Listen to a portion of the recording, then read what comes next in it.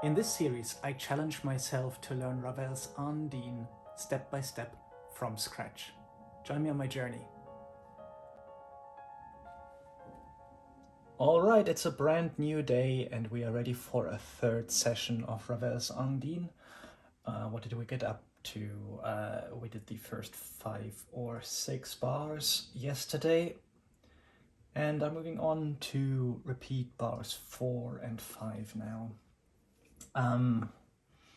The ongoing theme is, of course, getting that ostinato in the right hand nice and even, while also increasing the textual certainty in the left hand in particular. Okay, let's see how far we get.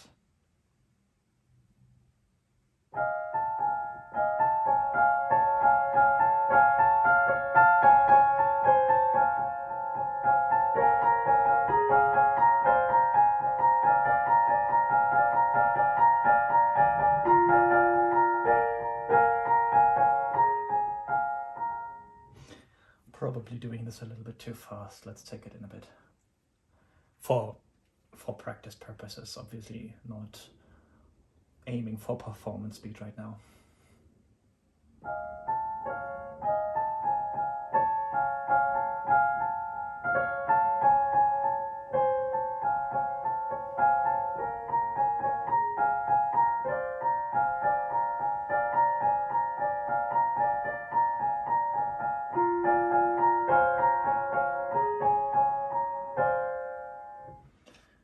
Got that C sharp wrong, feeling a bit wooden in the ostinato, but texturally, like since we're at the note learning stage right now, it's not so bad. Let's do it one more time before moving on. Actually, let me just double check what finger we're using here. So this is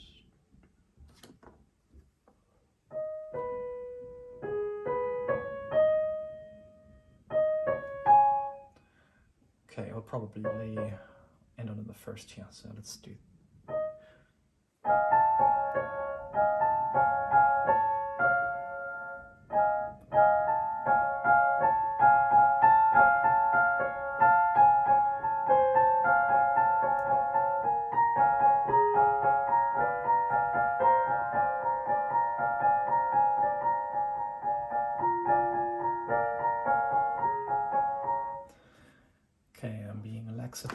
About this change back from a double sharp to a simple sharp in the A there, in the C.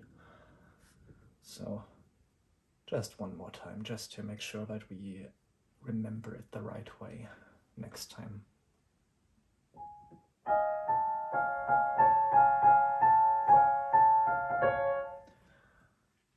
Keep knotting up my fingers here.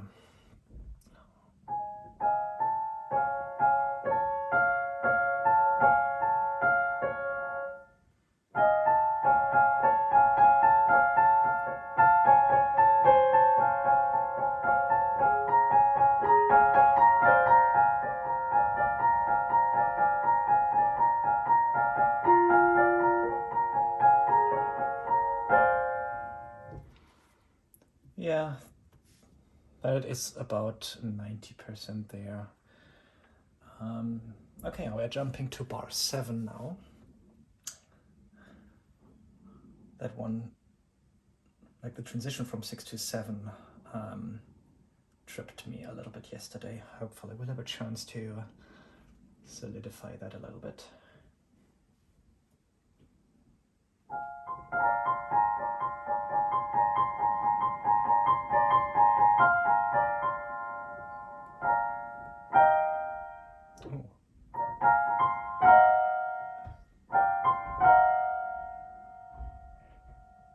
Yeah, I keep left on top here, even though it does get a bit crowded. Yeah, I'm very close to the edge here, but no, I think that's fine. I want to give my right hand as much real estate, as much brain share as I can in this moment.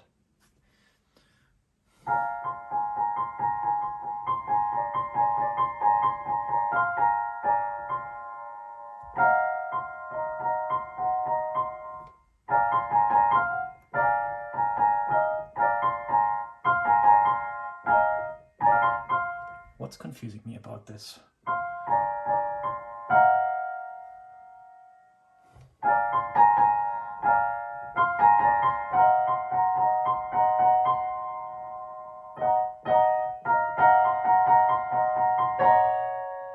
Okay, yeah.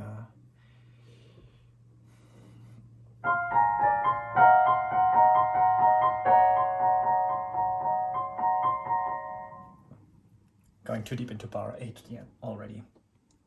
Let's not get ahead of ourselves. Let's instead do bars 6 and 7 together now.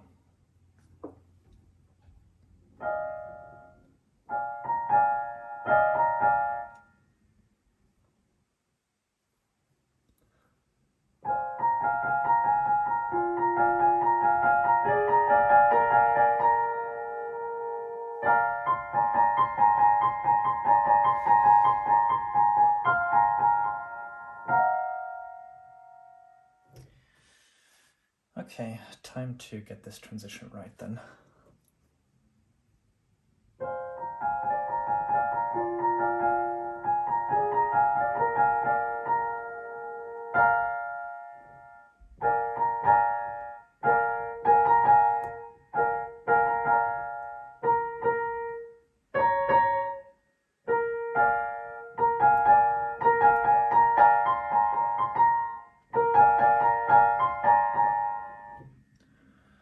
I think I got it.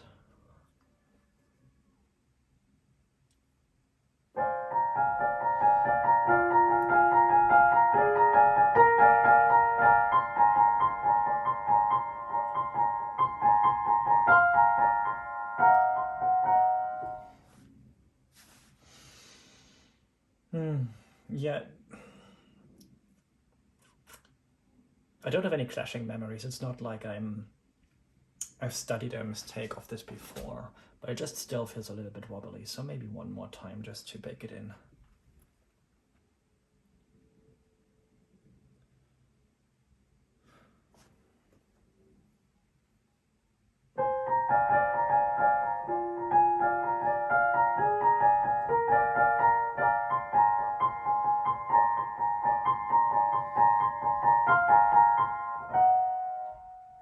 Yeah, it's okay now.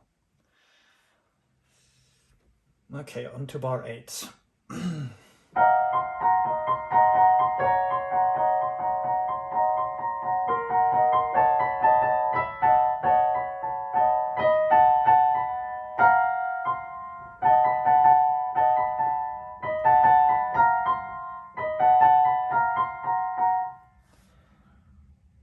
Yeah, okay. The difficulty again is at the end of the bar.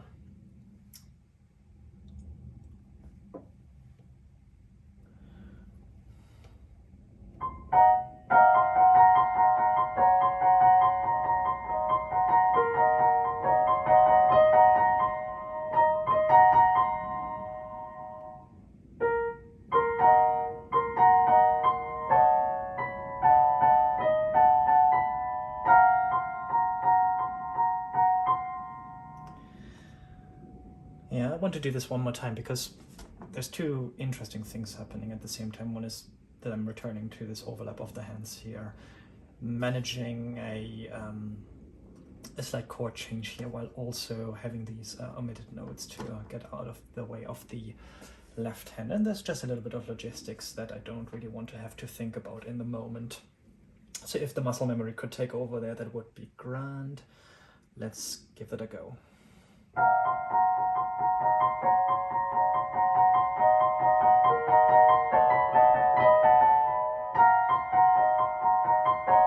Yeah, that's okay. Let's put 7 in front of that.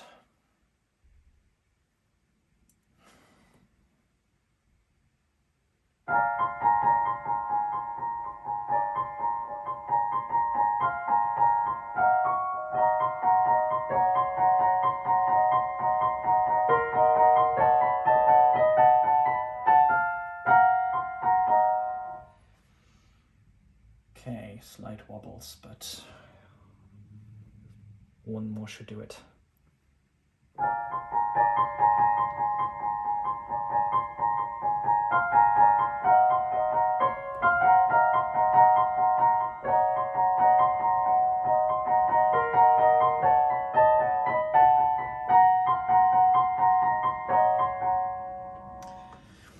See, this is an interesting point because this is a relatively boring, or at least uneventful bar. Just a sustained ostinato and then just like a repeated note here. And I kind of fall asleep as I do that, or rather I focus on my expression. I don't think ahead very much, so I find the transition from here to here a little bit counterintuitive. And this is a good insight to have because it helps me get a plan going for what to look at and what to think about as I'm playing it. Because you have to also prepare what your brain does, not just what your fingers do, when you're preparing for a performance and studying a piece. So, one more time just to be on the safe side.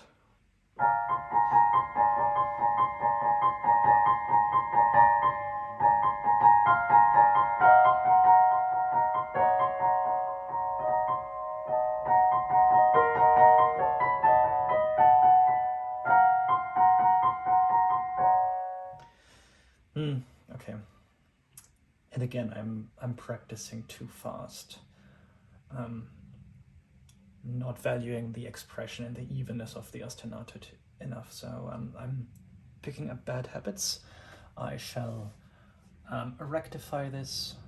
And that was a good opportunity because I'm repeating bars 3 to 6. So that's our first 4-bar streak in this entire series.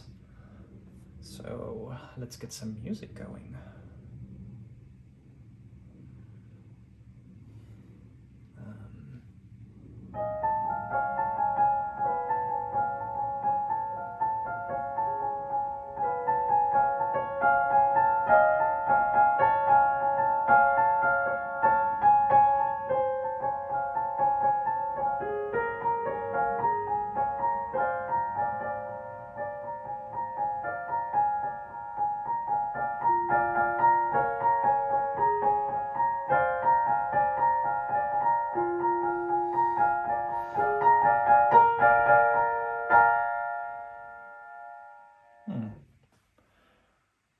Okay, I stumbled somewhere. Where did I stumble? Oh yeah, this figure here. I don't quite understand why it doesn't want me to play the C here. So my fingers just want to do it because they know that nothing's in the way, but... Okay, I'll obey the score. Maybe it will make sense in context later. But let's just repeat this a little bit.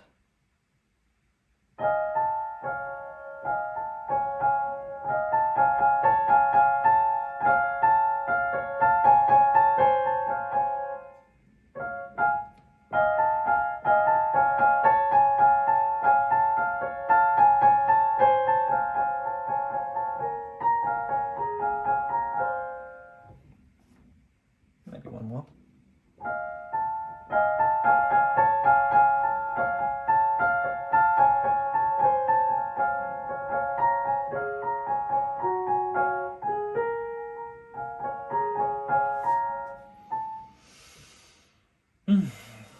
Like one rule that has served me well is when you're practicing these bits, play them once more than feels natural, like one time too many. And that really helps with solidifying, so long as you play correctly, solidifying what you want to learn. So let's do that one more time, because that is the point where it feels extraneous and is therefore necessary, because that's how logic works.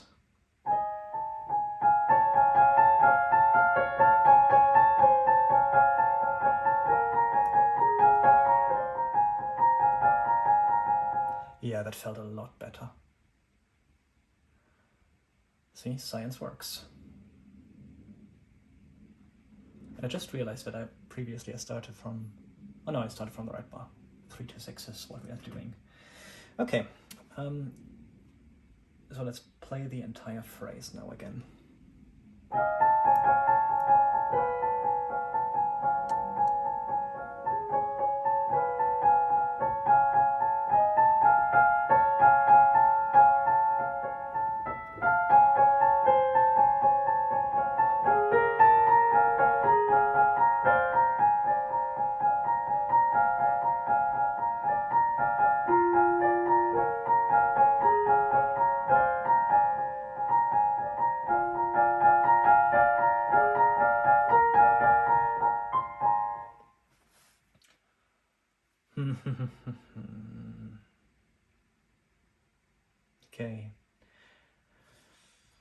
let's do it one more time, because I really don't feel secure about this yet. And these sort of like muscle memory misalignments are so much harder to fix later on than they are right now. So now's a good time investment to be a little bit tedious and do things a little bit too often.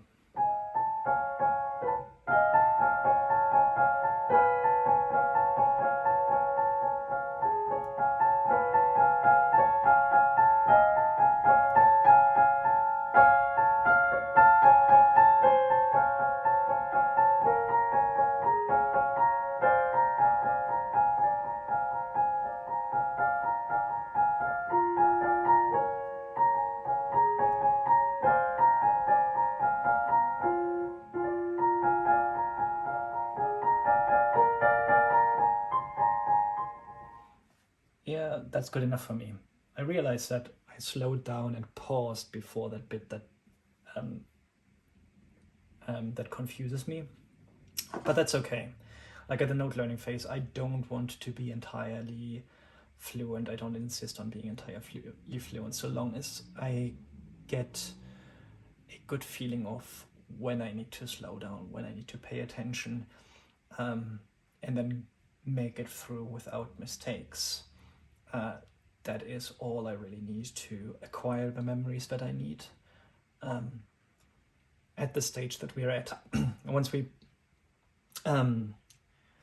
do more about expression and speed and tempo, the story will change. But right now I don't worry about this too much. And just like that, another 15 minutes are over. So I will take a break and resume this in a short while.